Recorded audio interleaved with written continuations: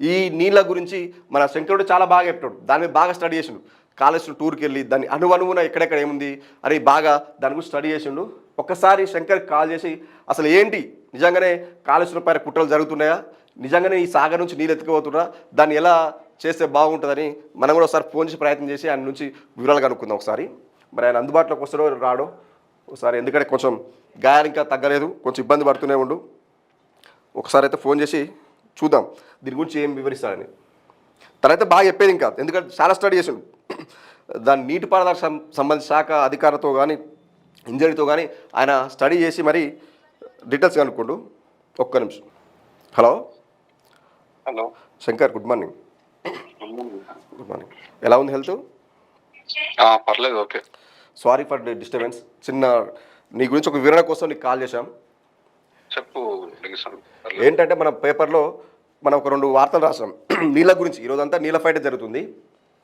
ఒకటి ఏంటంటే తెలంగాణ నీళ్ళు తరలిపోతున్నాయి. ఈరోజు మీరు పేపర్ చూసారో లేదో, ఏంటంటే మన నాగార్జున సాగర్ నుంచి ఏపీకి 3 టీఎంసీల నీళ్ళని తరలించే ప్రయత్నం చేస్తుర్రు. కానీ మన ప్రభుత్వం మాత్రం దాని గురించి పట్టించుకోవట్లేదు. సో దాని గురించి మీ వివరణ ఒకసారి మన వ్యూవర్స్ చెప్తారని చెప్పేసి కాల్ చేశాను.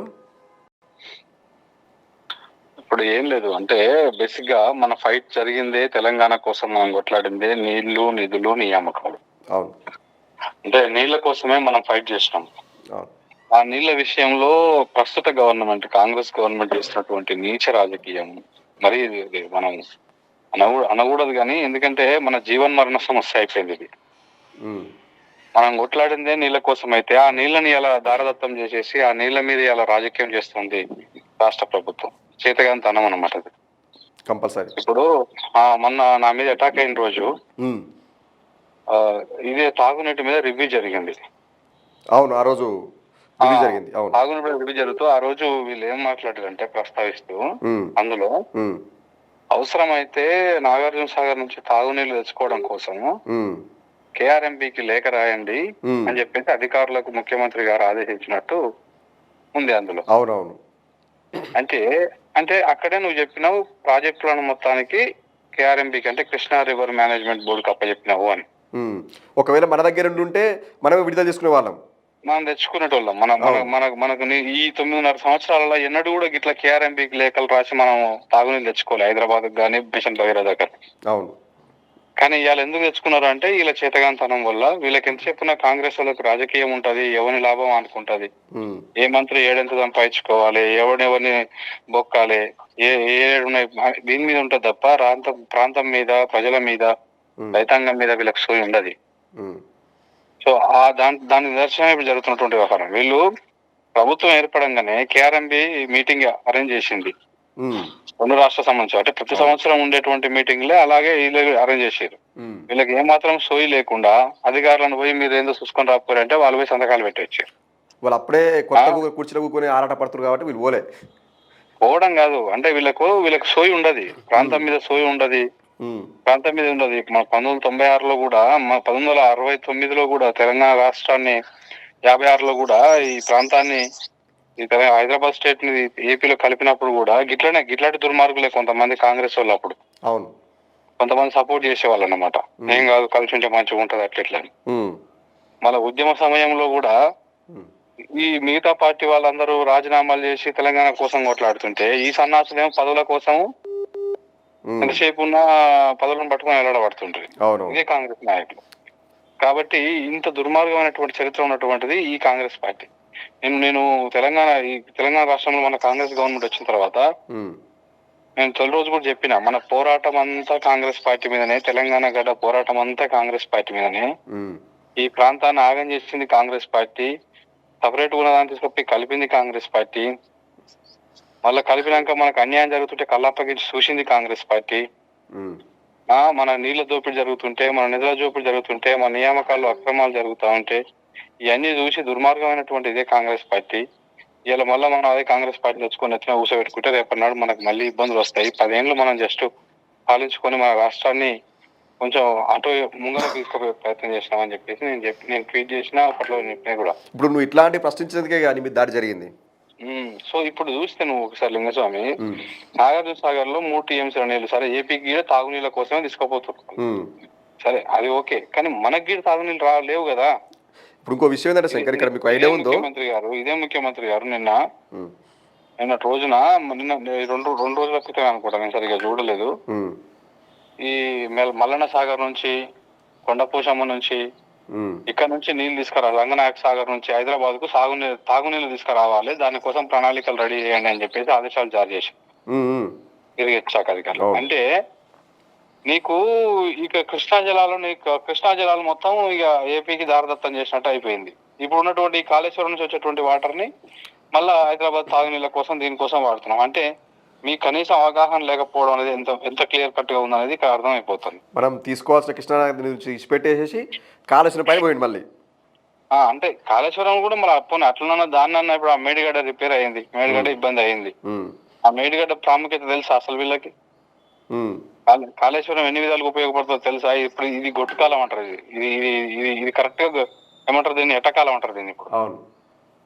ఇప్పుడు నీళ్లు దొరకవు అన్నట్టు ఈ టైంలోనే మేడిగడ్డ అనేది అత్యంత ప్రాధాన్యత సంతరించుకుంటది. ఎట్లుంటదంటే కాళేశ్వరం విషయంలో కూడా నువ్వు ఒకసారి మన వాళ్ళు రాసి మెయిన్ పేజ్ లో కాళేశ్వరం నీళ్ళిచ్చే కాళేశ్వరం మీద రాజకీయం అని చెప్పేసి దాన్ని ఒకసారి మనం చూస్తే క్లియర్ గా ఇప్పుడు మనం మేడిగడ్డని మొత్తం కాళేశ్వరం ప్రాజెక్ట్ ని 3 రకాలుగా చూడాలి లింగస్వామి. ప్రాజెక్ట్ ఒకటి ఎస్ఆర్ఎస్పి నుంచి కింది భాగం, ఈ ఎస్ఆర్ఎస్పి నుంచి వరద కాలువ, కాకతీయ కెనాల్ నుంచి మిడ్ మానేర్ నింపుకొని ఇట్లా ఇది ఒక భాగం. అంటే వర్షాలు ఎక్కువ వచ్చినప్పుడు, వరదలు బాగా వచ్చినప్పుడు ఈ కింద ఉన్నటువంటి మేడిగడ్డ గానీ, అన్నారం గానీ, సొందిల్ల గానీ ఈ పంపులు ఇవన్నీ బంద్ పెట్టేసి ఎల్లంపల్లి నుంచి అవసరం లేకుండా అక్కడ నుంచే వాడుకోవడం. ఏది వర్షాలు బాగా వచ్చినప్పుడు గోదావరిలో, ఎగువ గోదావరిలో, మధ్య గోదావరిలో ఫుల్ గా నీళ్లు ఉన్నప్పుడు, ఒకవేళ వర్షాలు బాగా రాలేదు, ఎగువ గోదావరిలో నీళ్లు లేవు, పైనుంచి మహారాష్ట్ర నుంచి నీళ్లు వస్తలేవని అనుకుందాం. అనుకుంటే ఎస్ఆర్ఎస్పి పక్కన పెడితే కింద ఎల్లంపల్లి ఉంటది. ఎల్లంపల్లికి పైన ఆదిలాబాద్ జిల్లాలో, ఉమ్మడి ఆదిలాబాద్ జిల్లాలో కడెం ప్రాజెక్ట్ ఉంటది. ఆ కడెం ప్రాజెక్టు నుండి అక్కడ ఉన్నటువంటి వర్షాలు అవన్నీ బాగా పడి ఇది కొంత మోస్తరుగా వరదలు వచ్చినా గానీ మనం ఎల్లంపల్లి నుంచే లిఫ్ట్ చేసుకొని మొత్తం మిడ్ మానేరు కానీ, లేదంటే ఇక మిడ్ మానేరు ఇవన్నీ నుంచి నీళ్ళు నింపుకొని ఇక యాస్టేజ్ గా మల్లన్న సాగర్, కొండపోచమ్మ, ఇటు బసవాపూర్, ఇటు అటు పోతే ఇట్లా అన్ని ప్రాజెక్ట్, రంగనాయక్ ఇవన్నీ నింపుకుంటా మనం నీళ్ళు ఇచ్చుకోవచ్చు. రెండో పాయింట్. ఇంకా థర్డ్ పాయింట్ ఏంటంటే ఇది ఇప్పుడు ఎట్టకాలం ఇది. ఇప్పుడు మనకి ఏడ నీళ్ళు లేవు, ఎల్లంపల్లిలో నీళ్ళు లేవు, పైన ఉన్నటువంటి ఎస్ఆర్ఎస్పీలో నీళ్ళు లేవు, మధ్య గోదావరి మొత్తం ఎండిపోయింది. ఇప్పుడు నువ్వు పోయి చూస్తే మొత్తం ఇసుకనే ఉంటాయి, ఇసుక మేటలే ఉంటాయి. సో కాబట్టి ఇప్పుడు నీళ్లు లేవు కాబట్టి ఇప్పుడు మనం వాడుకోవడానికి మనకు ఈ టైంలో ఎట్టకాలంలో మనకు ఉండేటువంటిది సోర్సు మేడిగడ్డ. అంటే ప్రాణహిత నది కలిసిన తర్వాత అక్కడ కట్టిన మేడార project, Medigadda reservoir, Medigadda barrage cum dam అది. సో అట్లా ప్రాణహిత అనేది మహారాష్ట్రలో పుట్టినటువంటి ప్రాణహిత అనేది ఒక 150 కిలోమీటర్లు ప్రయాణం చేసి ఇక్కడెక్కడ మన ఇప్పుడు ప్రస్తుతం ఉన్నటువంటి జయశంకర్ భూపాలపల్లి జిల్లా కాళేశ్వరం దగ్గర కలుస్తుంది. ఆ కలిసినాక ఒక 20 కిలోమీటర్ అట్లా కిందికి పోయిన తర్వాత మేడిగడ్డ బ్యారేజ్ ఉంటది. అంటే మనం ప్రాణహిత నీళ్ళని ఇప్పుడు వాడుకోవచ్చు అద్భుతంగా. వస్తుంది కదా, అది నీటిగా స్టోరేజ్ చేసుకున్నాం కాబట్టి వాడుకోవడానికి ఛాన్స్ ఉంది. ప్రాణహిత అంటేనే ఎప్పుడు ప్రాణంగా ఉండేటిది అన్నమాట. ఎప్పుడు అది వాడుతూనే ఉంటది. సో కాబట్టి ఇప్పటికీ నువ్వు అందులో నుంచి 2 టీఎంసీల మీద ఎత్తిపోసుకోవచ్చు. ఇప్పటికి కూడా నువ్వు ఎంత ఉంటే 2 కాకపోతే 1 టీఎంసీ ఉన్న కాడికి ఎత్తుకొని నువ్వు ఇప్పుడు మిడ్ మానేర్ ఎండిపోయింది, ఎల్ఎండి ఎండిపోయింది, ఇవన్నీ నింపుకోవచ్చు. ఈ ప్రాణహిత నదికి వచ్చిన నీటితోని ఇక్కడ నింపుకొని తీసుకోవచ్చు. అలాంటి ఇవి నింపుకోవాలంటే ఆ నీళ్ళని వాడుకోవాలంటే కీలకమైనటువంటి బరాజు మేడిగడ్డ బ్యారేజ్. సరే, ఏదో కారణం చేతనో ఏమైందో, మన దురదృష్టమో, తెలంగాణ ప్రజల దురదృష్టమో ఏమైందో తెలియదు, అది నాణ్యత లోపమో లేకపోతే ఏమైందో మొత్తానికి ఒక 7వ బ్లాక్ లో ఒక 4 పియర్స్ కుంగిపోయినాయి. ఇప్పుడు ఏ ప్రభుత్వం అయినా కుంగిపోయినటువంటి దాన్ని రిపేర్ చేసుకొని దానికి జరిగినటువంటి లోపాల కారణాలు ఏంది, దానికి బాధ్యులు ఎవరు అనే దాని మీద విచారణ చేయాలి. ఇప్పుడు నేను ఒక చిన్న ఎగ్జాంపుల్ చెప్తా. మనం రోడ్డు మీద పోతా ఉంటే ఎవడో వచ్చి మనల్ని యాక్సిడెంట్ చేసిపోతాడు. మనకు దెబ్బ తగిలి ఉంటది. అటు చేసినప్పుడు మన దగ్గర ఆడ ఉండడు, వెళ్ళిపోతాడు, పారిపోతాడు. పారిపోయినప్పుడు దెబ్బ తగిలినకి ముందు ట్రీట్మెంట్ చేపిస్తావా, వాడు దొరికిందాక ట్రీట్మెంట్ చేపినంటావా? ట్రీట్మెంట్ చేస్తే బతికేది వీడు మళ్ళీ ముందు ట్రీట్మెంట్ చేసినాక తర్వాత ఎవడు ఏంది కథ ఎట్లా అనేది మనం తీసుకునే ప్రయత్నం ఎంక్వైరీ చేసుకుంటాం. అవును, సేమ్ అలాంటి ప్రమాదమే మేడిగడ్డలో జరిగింది. Yes yes. ఇప్పుడు ఏదో ఏ కారణం చేతనో తెలియదు, అది లోపల ఉన్నటువంటి ప్రాబ్లమా లేకపోతే ఈ దుర్మార్గులు ఏమన్నా వేసిర్రా, ఈ ఏందో అంత కథ అర్థం కాని విషయం, చాలా అనుమానాస్పదమైనటువంటి విషయాలు ఉన్నాయి అందులో. అవును, అప్పుడు ఏదో బ్లాస్టింగ్ లా సౌండ్ వినపడదన్నారు. ఏం జరిగిందో తెలియదు. కాబట్టి ముందు ఏం చేయాలి, ముందు దాన్ని రిపేర్ చేసుకొని నీళ్లు మనం తెచ్చుకునేటువంటి ప్రయత్నం చేసి నీళ్లు తీసుకొచ్చుకుంటూ దాన్ని కారణం ఏంది, దానికి ఏంది కథ అనేది ఒక పెద్ద అది విచారణ చేసుకుంటా దాని రిపోర్ట్లు వేసి కార్యక్రమం చేయాలి. ఎందుకంటే ఆ మేడిగడ్డ లేకపోతే మనకు ప్రాణహిత నీళ్ళని వాడుకోలేము. మేడిగడ్డ అనేది చాలా ఇంపార్టెంట్. అలాంటి మేడిగడ్డ ఇంకొక దుర్మార్గం నినాకం ఒక 4 రోజుల క్రితం పేపర్లు చూసినా అన్నారంలో నీళ్లు ఉన్నాయంట కొన్ని. అవును, దాంట్లో మేడిగడ్డ పైన ఉన్నటువంటి బరాజ్ పేరు అన్నారం. ఆ అన్నారంలో నీళ్లు ఉంటే ఆ అన్నారంలో ఉన్నటువంటి నీళ్ళని కూడా వదిలేసి ఇక్కడ ఏవైతే పిల్లర్లు కుంగిపోయినాయో ఆ పిల్లర్ల సైడ్ కు పంపించారు నీళ్ళు. అవునవును, మనకు వాళ్ళు ఎల్ఎన్టీ వాళ్ళు గవర్నమెంట్ లేఖ రాశారు.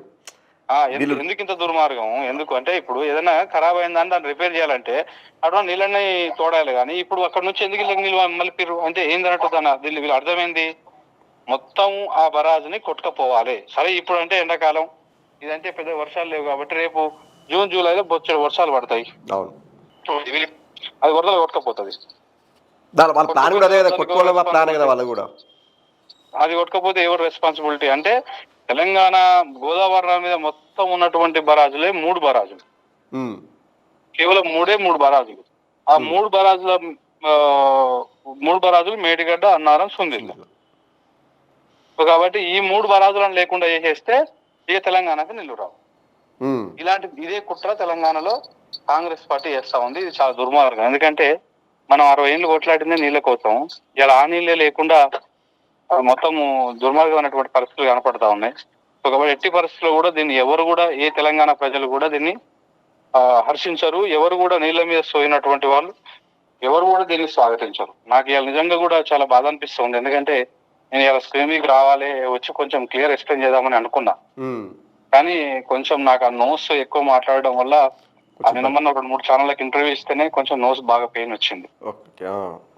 సో కాబట్టి ఇలాంటి దుర్మార్గాలను 100% మనం ఎప్పటికప్పుడు ఎండగట్టాలి. ఎందుకంటే నీళ్లు లేకపోతే జీవం లేదు. తెలంగాణ పోరాటం, తెలంగాణ ఆరాటం ఇప్పటికైనా ఎప్పటికైనా నీళ్ళే. మనం గడ్డ మీద ఉన్నాం, మన నీళ్లు కింద ఉన్నాయి, మనం తీసుకొచ్చుకోవాలి. దానికి మించినటువంటి ఇంకొక గత్యంతరం, ఇంకొక ఆల్టర్నేట్ లేదు. నువ్వు ఒకసారి ఇలా ఆంధ్రజ్యోతి పేపర్ ఓపెన్ చేయి. ఆంధ్రజ్యోతి పేపర్ ఓపెన్ చేస్తే మేడిగడ్డ మీద ఒక ఆయన ఎవరో వెదిరే కృష్ణనా పేరు ఉంది, వెదిరే శ్రీరామ్. వెదిరే శ్రీరామ్ అంట. అసలు ఎవరా వెదిరే శ్రీరాము, ఏం సంబంధం ఆయనకి, ఆయన ఎందుకు అనాలిసిస్ చేస్తా ఉన్నాడు ఏంది అనేది కూడా నేను ట్వీట్ చేసే ప్రయత్నం చేస్తా. ఆయన ఎవరు, ఆయన నేపథ్యం ఏందనేది. అంటే ఇట్లాంటి ఎవరెవరినో ముఖం లేని వాళ్ళని పట్టుకొచ్చి, అందరిని పట్టుకొచ్చి తెలంగాణ నీళ్లు రాకుండా ఏదో కుట్ర చేసేటువంటి ప్రయత్నాలు చేస్తా ఉన్నారు వీళ్ళు. ఇది కాళేశ్వరం డిజైన్ కేంద్రం అనుమతి లేదంట. అదే కేంద్ర అనుమతులు లేవు. కేంద్ర అనుమతులు లేకపోతే గుడ్డిగా కళ్ళు మూసుకొని వస్తున్నారా, లేకపోతే వాళ్ళకి ఏమో అర్థం కాలేదా? ఇప్పుడు అనుమతి లేకపోతే అప్పుడే ఆపొచ్చు కదా, వాళ్ళ చేతులు ఉంటాయి కదా, రైట్స్ ఉంటాయి కదా. ప్రతిదానికి అనుమతి పెట్టినాకనే అనుమతి ఇచ్చినా కడుతుంటారు కదా ప్రాజెక్టులు. అంటే అన్ని రకాల అనుమతులు ఉన్నాయనేమో మనడు అనుకుంటది. ఇప్పుడేమో అనుమతులు లేవు అని ఇట్లా అంటే ఎవడో మాట్లాడుతూ ఉంటాడు, ఒకరిద్దరు మాట్లాడుతున్నాయి, అవన్నీ హైలైట్ చేసి ఇప్పుడు జనాలను తప్పుడు దోవ పట్టించేటువంటి ప్రయత్నం చేస్తారు. ఇవన్నీ ఇప్పుడు ఏబిఎన్ ఆంధ్రజ్యోతి అనేటువంటి పేపర్ వాడికి తెలంగాణ బాగుపడాలని అనడం ఉంటదా? తెలంగాణ బాగుపడాలి, ఇది మంచిగా ఉండాలి, ఇది ప్రజలకు నీళ్లు రావాలి, ఈ రైతాంగం గోసపడదని ఉంటదా? సేమ్ అంటే వీళ్ళకి ఇప్పుడు వెలుగు అనేటువంటి పత్రిక కూడా తెలంగాణ నుండి అయినా కానీ వాళ్ళు ఎంతసేపు ఉన్న పార్టీ కొమ్ము కాసేటువంటి విధంగా ప్రయత్నాలు చేస్తా ఉన్నారు తప్ప ఎక్కడ కూడా రాష్ట్ర ప్రయోజనాలు, రాష్ట్రానికి ఇబ్బంది జరుగుతుంటే దాన్ని ఎత్తి చూపేటువంటి ప్రయత్నం ఎక్కడ కూడా చేయట్లేదు. పత్రికలు అవన్నీ కూడా అమ్ముడు పోయినాయి కాంగ్రెస్ పార్టీ. ఇది జరుగుతున్నటువంటి. అయితే ఇంకొకటి కూడా ఉంది శంకర్, ఈరోజు ఇలా ఒక మాట అన్నారు కదా, వీళ్ళు ఏమంటారు పాలిటిక్స్ డైవర్షన్లో బాగా బిజీగా ఉన్నారు కాంగ్రెస్ వాళ్ళు. మనం నిన్న కూడా ఐటమ్ రాసు. అయితే ఈరోజు మేడిగడ్డకి మన బీఆర్ఎస్ వాళ్ళు పిలుపునిచ్చారు.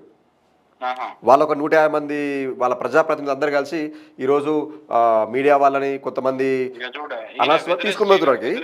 శ్రీరామ్ అంట ఆయన బీజేపీ కార్యకర్త ఉన్నట్టుంది. బీజేపీ కార్యకర్త ఆయన అంటే ఫేస్బుక్ ఇద్దరు ఒకటే కదా వాళ్ళు? మొత్తం బీజేపీ భజన బ్యాచ్. అవి ఒక్కసారి స్క్రీన్ షాట్ ఉంటే పంపేయండి అంటే నాకు. తెలంగాణ గురించి అసలు ఈయన ఎక్కడైనా అసలు ఏ ఊరినది మిద్దిరే శ్రీరామ్. ఫేస్బుక్ లో ఓపెన్ చేస్తే అది మొత్తం బీజేపీ పోస్ట్ లో ఉన్నాయి అన్ని. అదే బీజేపీ కాంగ్రెస్ ఒక్కటి కదా, అందుకే ఆయన పిలిపించుకొని చెప్పినట్టు నువ్వు. మేడిగడ్డ లోపాలను దాచిపెడుతున్నారు అని చెప్పేసి ఆర్టికల్స్ కూడా రాసిండు గతంలో ఈనాడులో. ఈ బ్యాచ్ మొత్తం అంతా చూడండి. ఇప్పుడు ఇక ఈయన అసలు ఎక్కడైనది ఏ ఊరినది చూస్తే ఇక్కడ ఆయన కనపడతలేదు. Adviser to minister water resources, river development and Ganga. అదే ఎంతసేపు ఉన్నా ఇలాది ఇదే కథ. ఏపీకి సంబంధించినటువంటి వ్యక్తి కాబట్టి ఆయన పిలిపించుకొని ఆయన ఏపీ ఆయన ఆంధ్రజ్యోతి ఆయన స్పెషల్ స్టోరీ. ఇట్లా ఇవన్నీ వీళ్ళంతా ఎవరినో పెట్టుకొచ్చి తీసుకొచ్చి పెట్టి ఈ విధంగా చేసేటువంటి ప్రయత్నం చేస్తా ఉన్నారు. సరే ఏదేమైనా కానీ 100% ప్రజలు గమనిస్తారు, ప్రజలు ఏందనేది చూస్తారు. తప్పకుండా అదైతుంది. అంటే జనమే తిరుగుబాటు చేస్తారు. అది అయితే ఈరోజు మేడిగడ్డకి బీఆర్ఎస్ వాళ్ళు పోతుర్రు. ఓకే. ఈ కాంగ్రెస్ లో ఉన్న పాలమూరు చెందిన వంశీచందర్ రెడ్డి ఉండు కదా, ఆయన వాళ్ళు మేడిగడ్డ పోదా మాజీ ఎమ్మెల్యే ఏదో పోటీ చేస్తుంటారా, ఇప్పుడు ఎలక్షన్స్ వస్తున్నాయి కాబట్టి ఆయన ఏదో హైప్ తెచ్చుకోవడం కోసం ఆ ఇటు పెట్టుకోండు, ఎటు పాలమూరు ప్రాజెక్టు పోతున్నాం ఇటు పోతాం అని చెప్పేసి.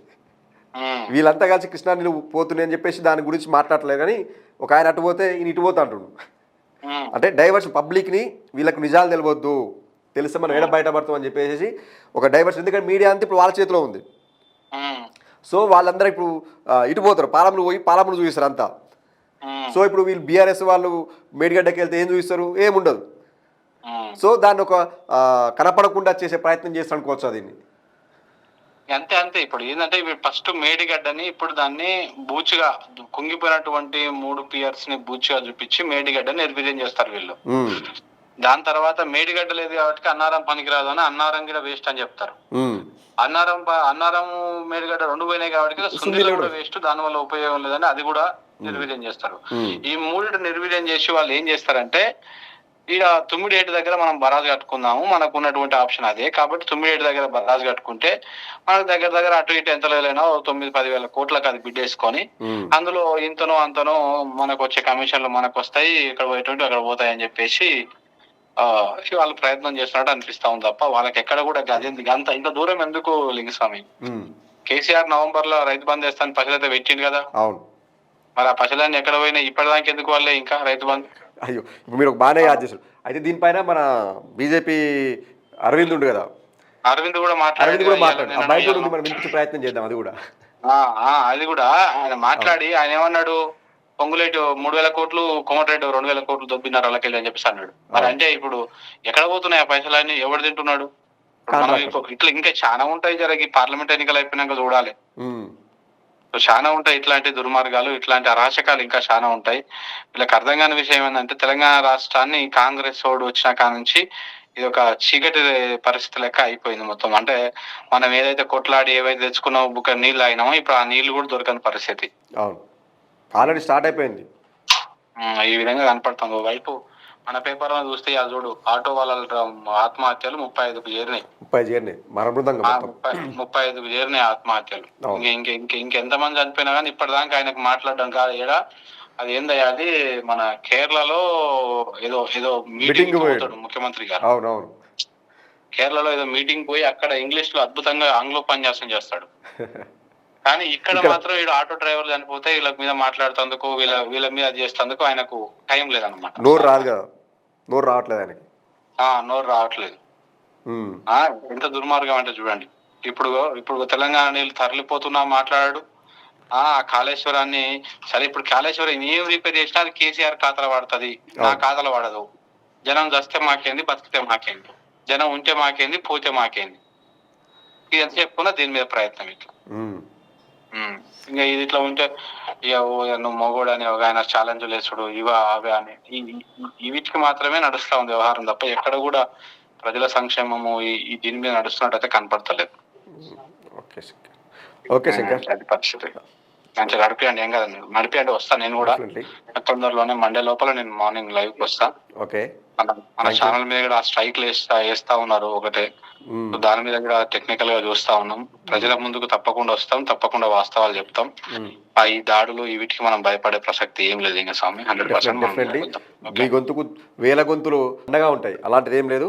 కొంచెం కేర్ తీసుకోండి, కొంచెం రెస్ట్ తీసుకొని కొంచెం తగ్గిన తర్వాత వచ్చేసేయండి. Thank you very much. అది అంటే కాంగ్రెస్ చేసిన కుట్రలు ఎలా ఉన్నాయో శంకర్ కూడా వివరించిండు.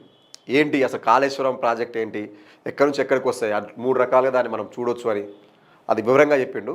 సో ఇప్పటికైనా కాంగ్రెస్ ప్రభుత్వం కళ్ళు తెరిచి మీ స్వార్థ రాజకీయాలను పక్కన పెట్టి ఈ ప్రజల సంబంధించి చూడండి. ఎందుకంటే మన తెలంగాణ తెచ్చుకుందే నీళ్లు, నిధులు, నియామకాలు. ఆ నీళ్ళే లేకపోతే ఈరోజు జనమే ఉండరు. ఎందుకంటే మనం తినాలన్నా బువ్వ కావాలన్నా పంట వండాలి, ఇప్పుడు మన బతకాలన్నా కుక్క నీళ్ళు కావాలి. ఆ నీళ్ళే లేకపోతే ఎలా? ఇప్పటికైనా మీరు రాజకీయాలు పక్కన పెట్టి కాళేశ్వరం అయినా సరే ఏదైనా సరే ఈ రకంగా మీరు చూడండి, ఎవరి ఖాతాలను పక్క పెట్టండి, దాని ప్రాజెక్టులను కాపాడి జనాలకు మంచి చేసే ప్రయత్నం చేయాలని చెప్పి మేము డిమాండ్ చేస్తున్నాం.